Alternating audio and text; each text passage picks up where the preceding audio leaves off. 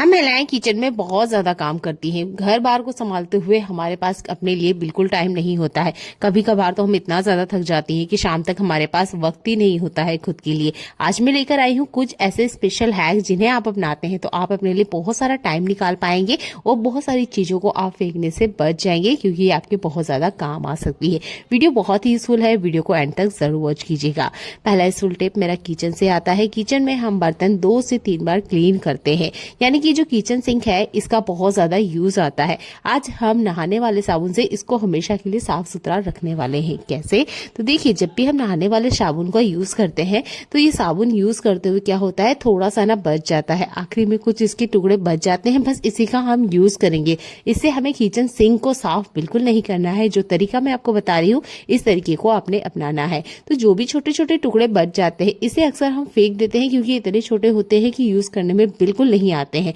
तो देखिए, kitchen sink का ये जो ड्रेन एरिया होता है इसमें से हमेशा एक बैड स्मेल आती रहती है। भले ही हम बर्तनों को कितना भी क्लीन करें, इसके बाद में से बैड स्मेल जरूर आती है।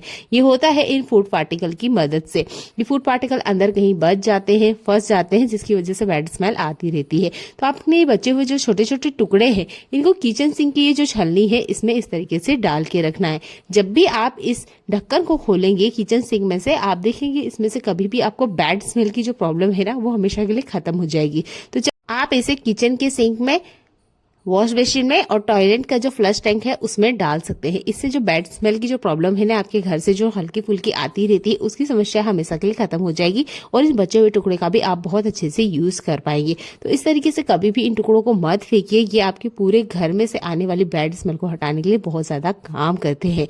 देख लेते हैं आज का अगला यूजफुल हैक जो भी आपको बहुत ज्यादा पसंद आने वाला है। तो देखिए, हमारे किचन में हम कितना भी किचन को ऑर्गेनाइज कर ले उसके बाद भी कुछ चीजें ऐसी होती है जिन्हें हम कच्चा समझ के फेंक देते हैं। तो यहाँ पर आप देख सकते हैं मेरे पास है धनिया पत्ती के डंठल। मैंने क्या किया, जितना धनिया पत्ती है उनको निकाल लिया। उसके बाद में आप देख सकते हैं ये 3 दिन पहले का धनिया है और इसको कुछ धनिया इस तरीके से हो चुका है। तो धनिया पत्ती तो मैंने यूज कर लिया, पर ये जो जड़ वाले हिस्से होते हैं आप इसमें पानी के अंदर डिप करके रख सकते हैं। मात्र जड़ वाले हिस्से को ही आपने डिप करके रखना है, पूरा का पूरा धनिया डिप करके नहीं रखना है। आप देखेंगे कुछ दिनों बाद में ये जो धनिया है खुद से ग्रो होने लग जाएगा। आप चाहते हैं तो आप इसे अपने गमले में भी लगा सकते हैं, तो आपको बार बार जो धनिया करने की दिक्कत है वो बिल्कुल नहीं होने वाली है। तो इस तरीके से आप फ्री में धनिया को घर पे उगा सकते हैं जड़ों की मदद से ही। आज का अगला यूजफुल हैक भी आपको बहुत ज्यादा पसंद आने वाला है।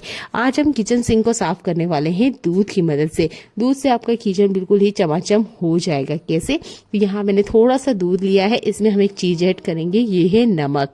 नमक हम उतना ही लेंगे जितना कि हमें दूध लिया है, यानी कि आपने अगर 3 चम्मच दूध लिया है तो 1 चम्मच इसमें नमक लेना है और अच्छे से दोनों को मिक्स करना है। ये सॉल्यूशन हमारे किचन सिंक में तब काम आता है जब बहुत ज्यादा इसके आसपास खारे पानी के दाग आ जाते हैं। बहुत सारे एरिया में जो पानी आता है वो कड़ा पानी आता है, जिसकी वजह से किचन सिंक के आसपास डार्क स्टैंड वाले दाग हो जाते हैं जिन्हें निकालना आसान नहीं होता है। तो आप दूध में नमक को इस तरीके से ऐड कर लीजिए। इसके बाद में इसे हल्का हल्का पूरे किचन सिंक में अच्छे से फैला दीजिए। हमने यहाँ दाग को हटाना है तो आपने ये सॉल्यूशन डालने के बाद डायरेक्ट या स्क्रबिंग नहीं करना है। लगभग 10 मिनट के लिए इस सॉल्यूशन को इसी के ऊपर रहने दीजिए। इसके अंदर जो हमने नमक डाला है वो अच्छे से अपना वर्क करेगा, जितने भी दाग होते हैं उन्हें अच्छे से ये नरम कर देगा। इसके बाद में हम जो क्लीनिंग करेंगे वो करेंगे विनेगर की मदद से, जो कि चाइनीज खाने में यूज होता है। तो आप जो भी स्क्रबर यूज करते हैं उसको आप ले सकते हैं, थोड़ा सा उसको अच्छे से आप विनेगर में डिप कर लीजिए। इसके बाद में आपने इसको वाइप करना है। आप देखेंगे जितने भी कड़े दाग हैं वो कुछ ही सेकंड्स में क्लीन हो जाएंगे। तो किचन सिंक को आप हफ्ते में एक बार इस तरीके से क्लीन जरूर करें। अगर बहुत ज्यादा यहाँ पर दाग होते हैं तो आप ये ट्रिक तीनों टाइम के बर्तन होने के लास्ट में, यानी कि जब आप किचन खाली करके जाते हैं रात के टाइम, तब आप इस ट्रिक का यूज कर सकते हैं। इससे भी आपके किचन सिंक में दाग नहीं होंगे।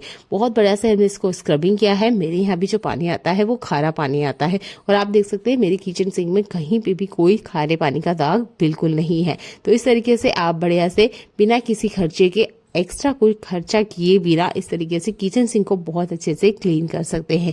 किचन सिंक को आप जब भी क्लीन करते हैं, अगर आपके पास खराब पानी आता है और इस ट्रिक को आप बार बार नहीं अपनाना चाहते हैं तो एक ट्रिक और आप अपना सकते हैं। उससे भी आपका जो किचन सिंक है कभी भी जंग या खारे पानी के जो दाग है वो बिल्कुल नहीं पकड़ने वाले हैं। जब भी हम बर्तन क्लीन कर लेते हैं या किचन सिंक को अच्छे से क्लीन कर लिया है, उसके बाद में कपड़े से इसे जरूर वाइप करें। आप इसे जितना ज्यादा सूखा रखेंगे उतना इस पे गड़े दाग कम पड़ने वाले हैं। अगर आपके यहाँ बहुत ज्यादा खारा पानी आ रहा रहा है तो आप इस ट्रिक का भी यूज कर सकते हैं, बार बार क्लीनिंग से बच सकते हैं। ये ट्रिक भी बहुत ज्यादा काम करती है। वो वैसे भी ज्यादातर जब किचन सिंक का काम हो जाता है तो हमें कपड़े से अच्छे से इसको वाइप करना चाहिए। जितना आपका किचन है, किचन सिंक एरिया गीला रहेगा उतने ही बैक्टीरिया पनपने के भी बहुत ज्यादा चांस होते हैं। छोटे छोटे हैक्स हैं, इन्हें अपनाइए और अपने जीवन को आसान बनाइए। आप मेरे चैनल पे पहली बार आए तो चैनल को सब्सक्राइब कर लीजिएगा। जब भी हमारे घर में कपड़े आते हैं तो इस तरह का प्लास्टिक बैग जरूर आता होगा। आपने देखा होगा इस प्लास्टिक बैग में जब हम कपड़ा रखते हैं, साल भर बाद भी आप निकालेंगे तो कपड़े में किसी तरह का कोई दाग धब्बा नहीं होता है, क्योंकि पॉली बैग बहुत ज्यादा स्ट्रांग होता है। तो इस पॉली बैग को बिल्कुल ना फेंके, ये आपके बहुत ज्यादा काम आ सकता है। हमारे घर में ऐसा बहुत सारा सामान होता है जो कि बहुत लंबे टाइम के बाद हम यूज करते हैं, कभी हफ्ते भर, महीने भर या 6-6 महीने की गैप में हम यूज करते हैं। उन सामानों को रखने के लिए आप इन प्लास्टिक बैग का यूज कर सकते हैं। इसमें बिल्कुल धूल मिट्टी नहीं जाती है और अगर कोई कपड़ा आप रखते हैं तो किसी तरह की उसमें सीलन या बैड स्मेल नहीं आते हैं। यहाँ पर मैं इस पॉली बैग का यूज करके बता रही हूँ आपको सैंड पेपर को रखने के लिए। इस सैंड पेपर को अगर आप इसी तरीके से खुला रखेंगे तो ये लगभग 1 या 1.5 महीने बाद खराब हो जाता है, पर इस तरह के प्लास्टिक बैग में अगर आप रखते हैं तो ये बिल्कुल भी खराब नहीं होगा। मेरे कहने का साफ मतलब ये है, ऐसा कोई सामान जिसे आप बहुत लॉन्ग टाइम बाद यूज करने वाले हैं और ये बहुत जरूरी भी है क्योंकि महंगी चीजें आती हैं, तो आप है ना इस तरह के प्लास्टिक बैग का यूज कीजिए। ये बहुत ज्यादा काम भी करता है और इस तरह के प्लास्टिक बैग को अगर आप इन्वायरमेंट में फेंकते हैं तो वहां पर ये नुकसान ही देता है। तो इस तरीके से छोटी छोटी बचत करना सीखिए, आपके सामान सेफ और सिक्योर रहेंगे। इस तरह के कोई अगर शूज है, कोई बेल्ट है या कोई पर्स है जिसे आप लॉन्ग टाइम के बाद यूज करते हैं तो उन्हें भी आप इस तरह के प्लास्टिक बैग में कवर करके ही रखें।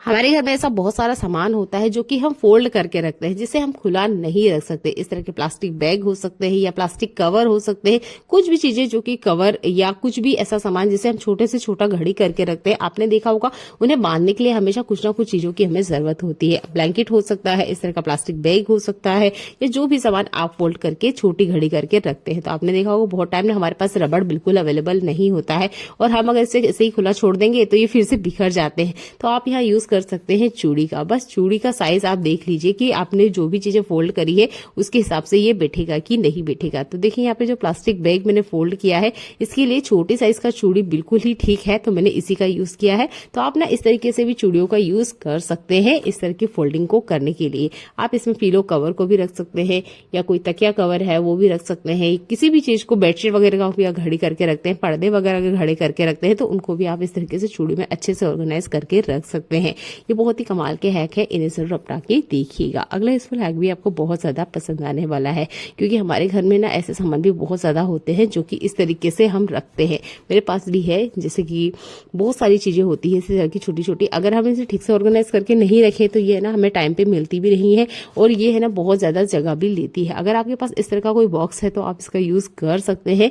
ये मैंने मार्केट से, लोकल मार्केट से लिया था और इस पे मैंने वॉलपेपर ही लगा दिया था नॉर्मल इस तरीके से, और ये मुझे बहुत ज्यादा काम आता है जब भी कुछ इस तरीके की चीजें मुझे इस पे रखनी है। इसे मैं हैंग भी कर सकती हूँ, पर अगर आपके पास इस तरह का कोई कंटेनर या कुछ भी ऐसा रखने का नहीं है तो आप ना इस तरह के जो बॉक्स होते हैं, हमारे फूड कंटेनर होते हैं जो कि स्पेशल कुछ ना कुछ सामान आते रहते हैं, या आप अमेज़न से या फ्लिपकार्ट से कोई सामान मंगाते हैं तो उनके साथ भी इस तरह के बॉक्सेस जरूर आते हैं। आप इस तरीके से उन्हें डेकोरेट कर सकते हैं और आराम से आप अपनी चीजों को इसमें ऑर्गेनाइज करके रख सकते हैं।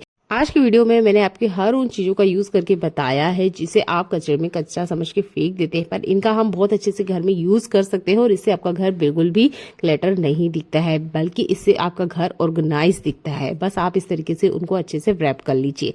छोटे छोटा हैक से इन्हें यूज करके देखिएगा, आपका किचन हमेशा ऑर्गेनाइज मिलेगा और आपका घर भी अच्छे से ऑर्गेनाइज रहेगा। देखने के लिए धन्यवाद।